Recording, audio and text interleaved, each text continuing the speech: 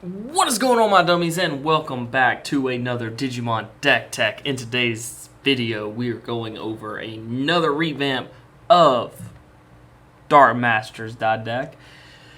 This deck is very expensive. You can see the price tag on it. It's very expensive. It is a fun deck at best. I don't recommend you try to run out, build this deck, try to win tournaments with it. I do not recommend that at all. This is just a revamp of a fun deck because a lot of people ask for it. That's what I'm doing. So without further ado, I'm going to get into it. First things first, we have a one-of Upamon. Now this seems weird, especially with the Gogumon sitting 2 cards away from it. The Upamon is here for a particular reason, same as the Gogumon. They're here to enable us to be able to play Kaiser Nails. Kaiser Nails was the main focus of the last deck, and I want to keep that here in this deck to be able to get the Dark Masters back, trigger their own playabilities again, so on and so forth. Moving forward, we have a 4-of a newcomer to the deck, Demi Marimon. His inheritable skill says, on deletion, trigger, draw 1 card, then trash 1 card from our hand.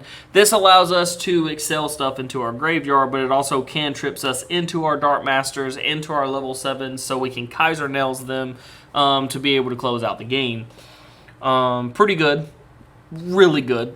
Moving forward, we have a Gogumon. Same reason it's in here is the same reason as Demi Marimon. The Gogumon actually serves 2 separate purposes. The first purpose is it is 3 costs to draw a card and have a 1k body on the battlefield to be able to attack with. The second thing is if case our Upamon ends up being one of the first Digitama, we still have something we can Digivolve into to be able to draw a card, move it up next turn so we don't have to worry about it anymore.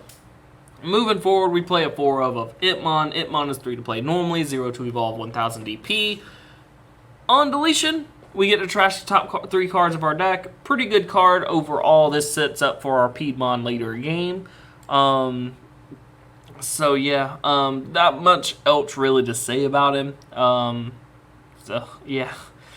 Moving forward, we have a 4-of Devymon. He's 3 to play normally, 0 to evolve. 2000 DP says, on deletion trigger, we get to draw 1 card. I struggled with Sukemon here, and then I realized Sukemon is an inheritable skill. So Sukemon didn't end up being there. Gogumon Guiumon will probably replace Devymon with this build because we do want to keep a lot of memory if possible, or probably the Itmon if I'm being honest. Moving forward, we have a 4-of our blocker of the deck. It is Biomon. Biomon is 5 to play normally, 2 to evolve, 6000 DP. He's got blocker, and whenever we attack with him, we lose 2 memory. This helps us slow down our opponent whenever we need to. We can also get it back with Piedmon if he's in our graveyard, if we end up milling it off with Entmon, or if we are forced to discard it with Demi Marimon, etc. The Biomon allows us to be able to block, or not block, but Piedmon can get it back, so we can block. Moving forward, we have a 4-of one of my favorite purple cards. It is Devymon. Devymon is 6 to play normally, 2 to evolve, 4000 DP. He has retaliation, and his inheritable skill gives retaliation. The inheritable will never be used. He is a kill spell most of the time for us, or something that our opponent has to get rid of. In order to get rid of it, they have to swing with something big into him. Piedmon can also get him back. He can get back everything that's from Devymon back. Everything else is Dark Masters and Enablers. Moving forward, we play a 1-of Zudomon. He's 7 to play normally, 3 to evolve, 6000 DP. We will never evolve into him. We don't even play blue level 4s. However, what we play him for is his on-play skill to trigger to draw 2 cards. He is here just to be able to loot through the deck to get our Kaiser Nails. Also, he's not that big, or he's not bad as a body as a 6k, but he enables our Kaiser Nails if we have to, and most of the time the Zudomon's going to come down and everybody's going to leave him alone because it's just a Zudomon. Now, his inheritable can come in because we do play Metal Seedramon to evolve into it. So, if your opponent has a Digimon with no Digivolution sources, we get to gain 1 memory, along with Metal Seedramon being unblockable by anything that doesn't have an evolution source.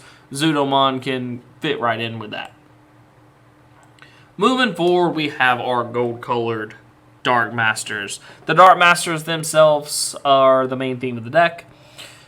We play a 4 of a Machine Dramon. Is he the best card in this deck? No, but all but one of our level 7s can come from him. So keep that in mind.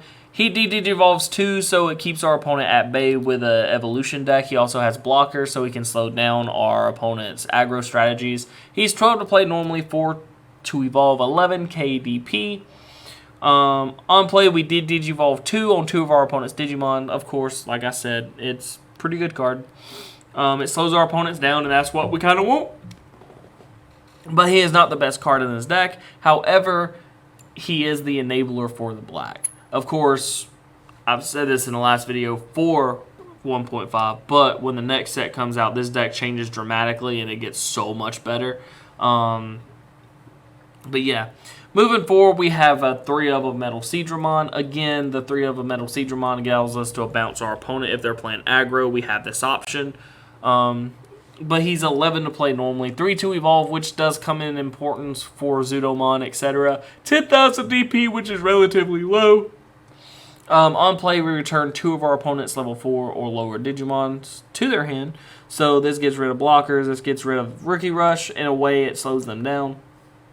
I catch myself actually being able to return 2 things more often than not, and it's kind of weird that happens. Also, during our turn, it can't be blocked by our opponent's Digimon that have no Digivolution cards, so if we are playing some type of blocker strategy, they have to have some type of Digivolution source, otherwise we're going straight through. Moving forward, we have a 3 of Puppetmon. Puppetmon is 11 to play normally, 10,000 DP. 3 to evolve, not really relevant with this deck again. On play, we suspend 1 of our opponent's Digimon during our opponent's next unsuspend phase. None of their Digimon unsuspend.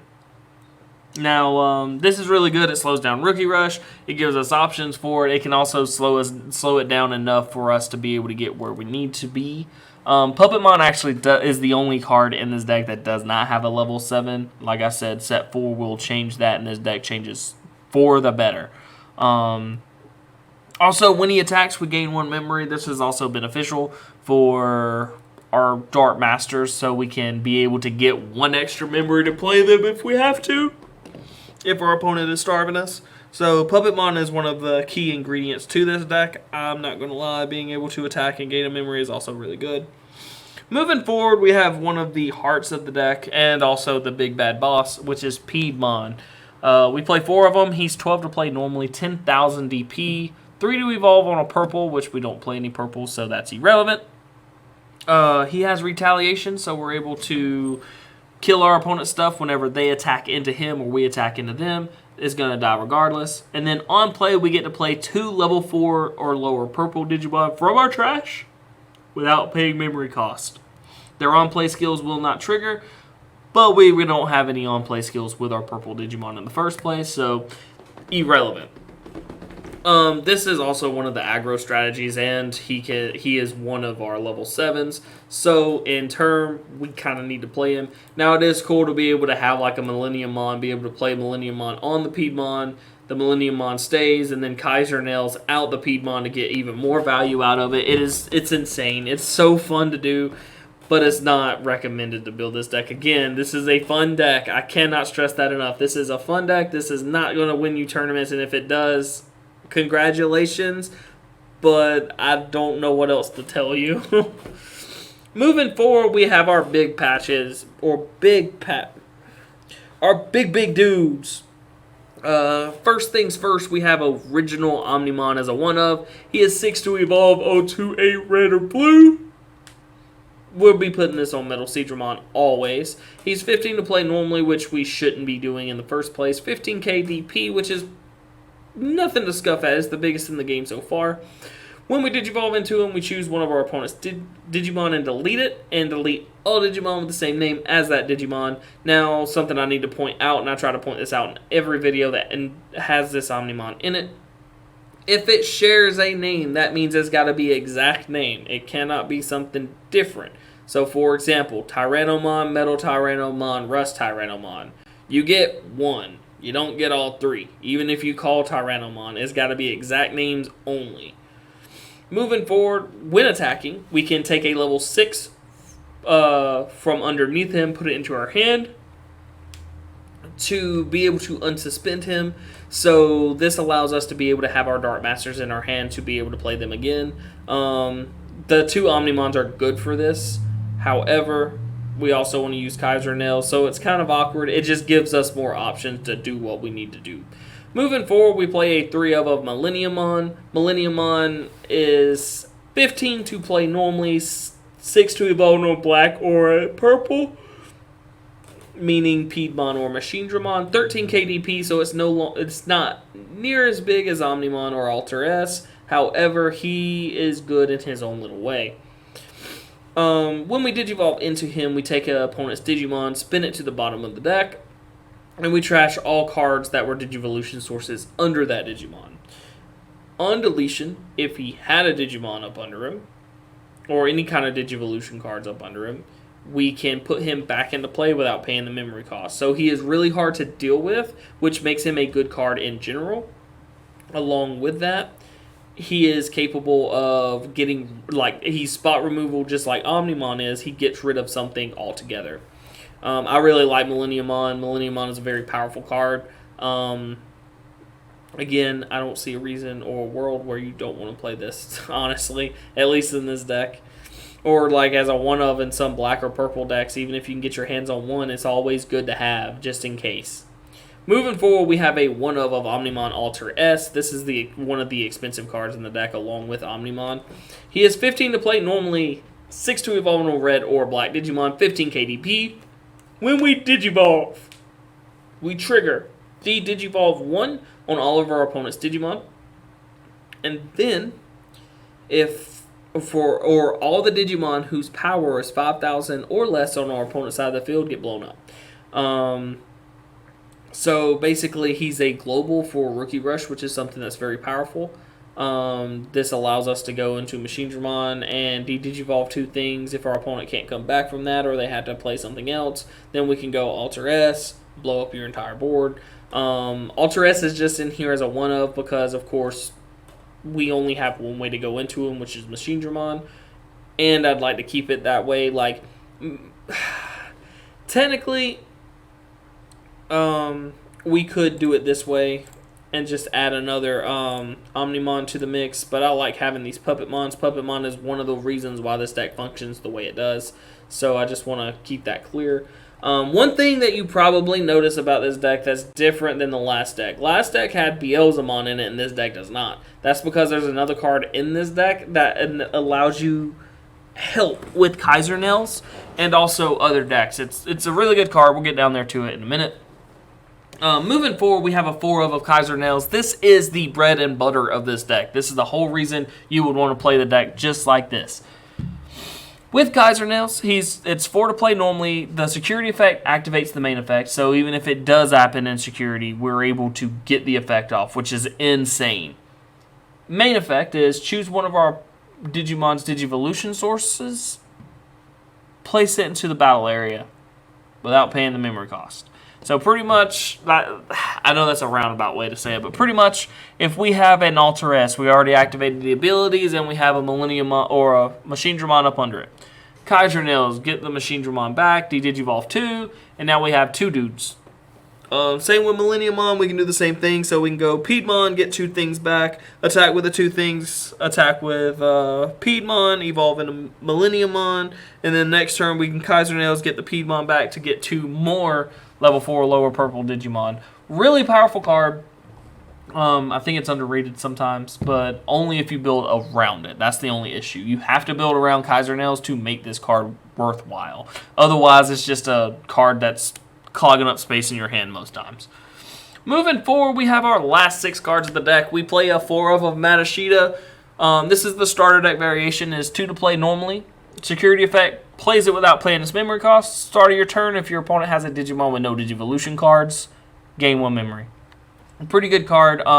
It makes our opponent not be able to play stuff outright because we're just going to gain memory off of it. It also enables us to be able to play our Kaiser Nails, which is very important.